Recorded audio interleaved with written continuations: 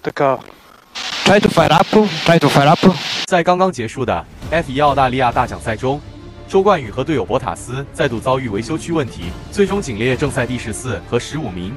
本场比赛，索伯在进行了前翼的升级之后，在长距离速度上有争取积分的潜力。然而，周冠宇由于在排位赛中前翼莫名损坏，被迫在维修区起步，导致比赛提前结束。而他的队友博塔斯，尽管在比赛开始阶段拿出了很快的节奏，但是经历一个长达30秒的进站之后，也退出了积分的竞争。而周冠宇在比赛中同样遭遇维修区赛车熄火的尴尬时刻，同样耗费了20秒的宝贵时间。赛后，周冠宇和博塔斯谈到了车队维修区的表现，我们来看一下他们的采访。Hey Joe, more pit stop woe in this Grand Prix. Just talk me through the frustrations of when it happened again. Yeah, obviously today, firstly, I think didn't make a massive change for my race, but clearly we still have some issues.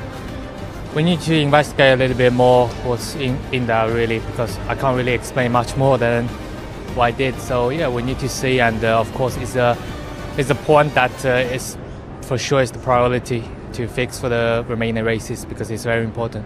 Were you surprised generally with the pace of the car today and how you were struggling to kind of make more progress from a pit lane start? Actually, we was together with the guys, the pace, and I think besides from that, we had let's say a better pace compared to the Alpines, like we expected. And then starting at the back of the train is difficult to just gain positions. Everybody is in the IS train and was tricky to overtake. But pace was okay in general, like we expected, but nothing surprisingly bad or more. And can I get a few words in your own language, please? 今天对我来说的话，可能更多的是和车队一起要解决一些进站上面的一些问题吧。然后，可能跟上一站比起来，这一站我自己因为是从维修区发车，没有很大的损失，但是确实这是我们一定要去解决的一个问题，也是我们要去优先选择去进行改变的一个地方。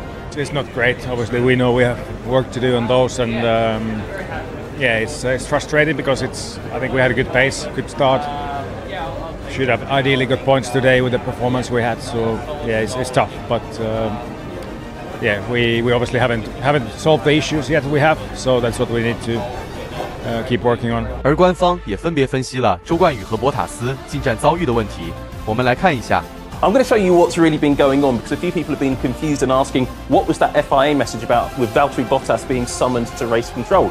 About now to explain what's going on. We're looking at Valtteri Bottas's first pit stop here and the left front corner. Now keep an eye on this mechanic here who's just out of shot, and then have a look at the wheel gun going in here, and just keep your eye on that part of the car as I play this forward just for a couple of seconds, and you'll see in a moment the wheel nut just bouncing out there from the front wheel. Now that shouldn't happen because Formula One cars use captive wheel nuts. Now you'll see it bouncing into this area here just in a moment, and you'll see bang, there goes the wheel nut. The mechanic has to dive off to stop it rolling into the fast lane of the pits and cause a safety issue. Well, check this out, the second pit stop, and some sharp-eyed viewers may have picked this out already. Again, we're looking at the left front corner and the left front tyre changes of the Sauber team here. Now, I'm going to play this forward at full speed, and you'll see the wheel nut bouncing out of the car just there. And you can see it scooting off into the pit lane and into the fast lane of the pits. Now, that is a dangerous situation for the Sauber team. That's what they've been summoned up to race control to explain, and that could constitute something similar to an unsafe release. Sometimes a financial penalty, sometimes a sporting penalty, but the FIA most certainly won't like that. And then finally, this incident here, there's not really much to play. It's Zhou Guanyu sitting still in the pits with a set of new hard tyres on. What happened there? Well, the Chinese driver came into the pit stop and the car just completely shut itself down. The driver just did essentially Control-Alt-Delete, restarted the car, and the car was operating fine after that. But it's the third race in a row where Sauber has had awful pit stop problems, and that is a real issue. I mean, you can even see here the mechanic just sitting looking at the wheel gun, wondering, did this work? Did it all work out properly? On the left front for Zhou Guanyu, there wasn't a problem in the pit stop for him, but this is something that keeps happening, and the team didn't really think they'd solved it coming into this weekend. Now we see that they haven't. Now, Audi has taken full ownership of this team, and it's going to be a works team in 2025. And if you're a works team, you start touting around looking for new drivers. And if the drivers are seeing a team that can't even change its wheels properly, you might start wondering if that's the right place to go, particularly if you've just won the Australian Grand Prix, Laura. 赛后，车队领队布拉维向2位车手道歉。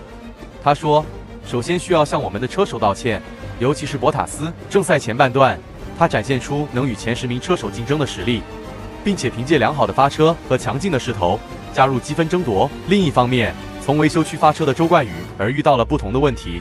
他的变速箱整场比赛都存在问题，他进站时无法选择档位，赛车最终熄火。这不是车手的问题，而是又一个令人沮丧的情况，对我们比赛造成很大影响。出现此类情况，车队必须承担责任，这是我们进步的唯一方法。好了，今日的 F1资讯就到这里，感谢收看，再见。